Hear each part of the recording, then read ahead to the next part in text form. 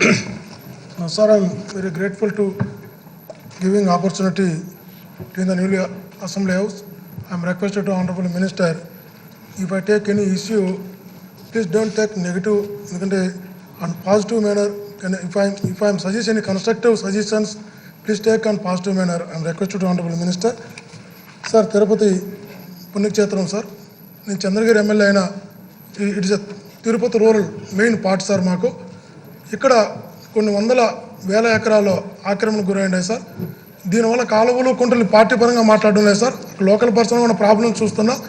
మన 2016లో వర్షాలు వచ్చినప్పుడు సుమారుగా సార్ మొత్తం పల్లెలన్నీ కూడా ఇండ్లన్నీ కూడా మునిగిపోవడం జరిగింది. ఎందుకు మునిగిపోయినాయంటే ఈ కాలువలు కుంటలు ఇవన్నీ కూడా ఆక్రమణకు గురి కావడం చేత మాకు 2 నదులు ఉన్నాయి సార్. మెయిన్గా మా కాన్స్టిట్యున్సీలో పుట్టేటి ఒకటి భీమా నది, మరొకటి స్వర్ణముఖి నది.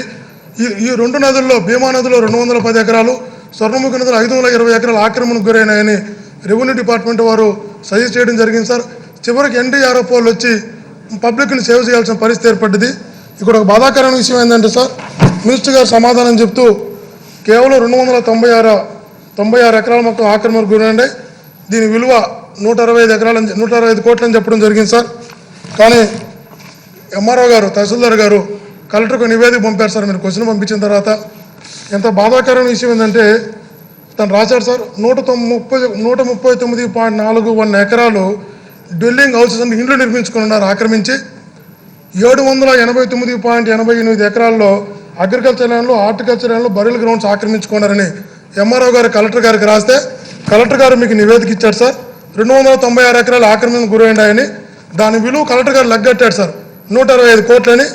ఎంఆర్ఓ ఏం రాశారంటే there is no basic value for the government lands and hence value cannot be assured అని ఇచ్చాడు సార్. దీన్ని ఇష్యూ చేయడానికి లేదని ఇస్తే అంటే వాళ్ళు ఆయనకు బుద్ధి పుట్టినట్టు, ఆయనకు నచ్చినట్టు ఎంఆర్ఓకి తెలియంది, తహసీల్దార్ గారికి తెలియంది, కలెక్టర్ గారికి ఎలా తెలుస్తుంది సార్? ఎంఆర్ఓ గారు స్పష్టంగా తన సంతకం పెట్టి ఇచ్చినటువంటి కాపీలు మీకు పంపిస్తున్నాను సార్ మినిస్టర్ గారికి.